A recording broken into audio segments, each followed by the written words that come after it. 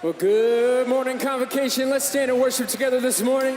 One of Liberty University's first convocations of the school year welcomed legendary comedian Jeff Foxworthy. He spoke about a cause very close to his heart, helping the people of Rwanda who suffered from genocide just over 20 years ago. That message would cause the Holy Spirit to stir inside a Flames hockey player, Matt Cruickshank. With my girlfriend during combo, and we both looked at each other and it's like, I have to go.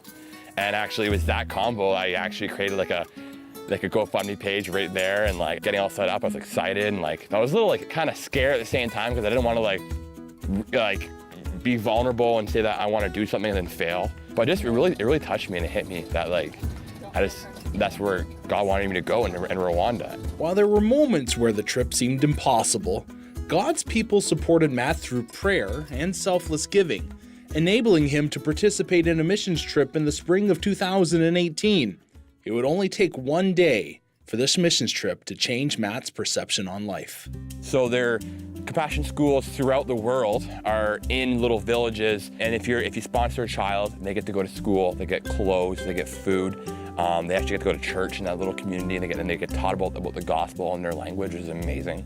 And they get to go home and teach their mother and their family the same tips and and hygiene to survive, which is amazing. Like you literally save a life.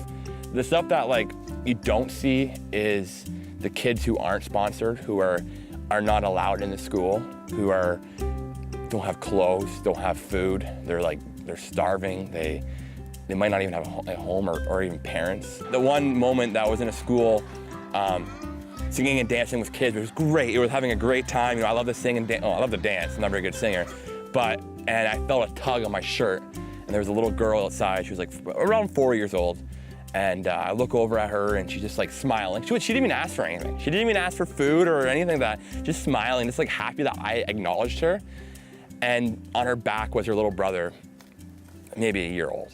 And that was her job, just to carry her brother around, and she didn't have anything and she's waiting to get sponsored.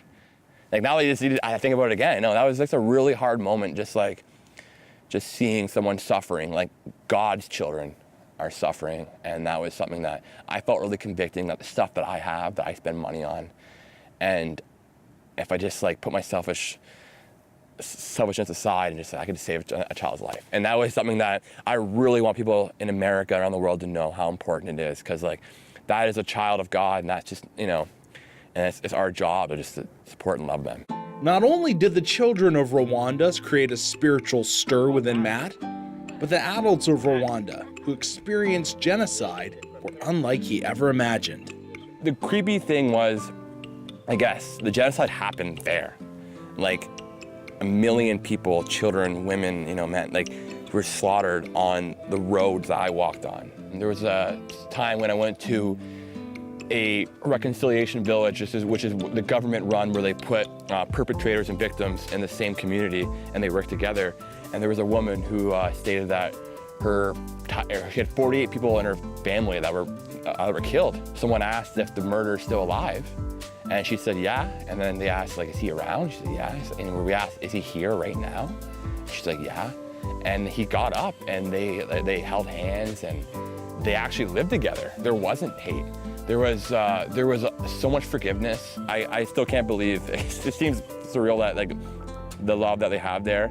I went in there thinking I was going to literally like be a missionary and serve them, but they served us. Like they showed us God's love, they showed us forgiveness, they showed us everything that we should be doing more of. And it was really amazing that I almost feel like people of Rwanda should be missionaries in America and in Canada, honestly. It was amazing and life-changing, and God makes everything beautiful once, and God is really making something so tragic and so horrible beautiful, and using people of Rwanda, servants and missionaries of Christ, and that's pretty amazing, and God's pretty awesome to be doing that.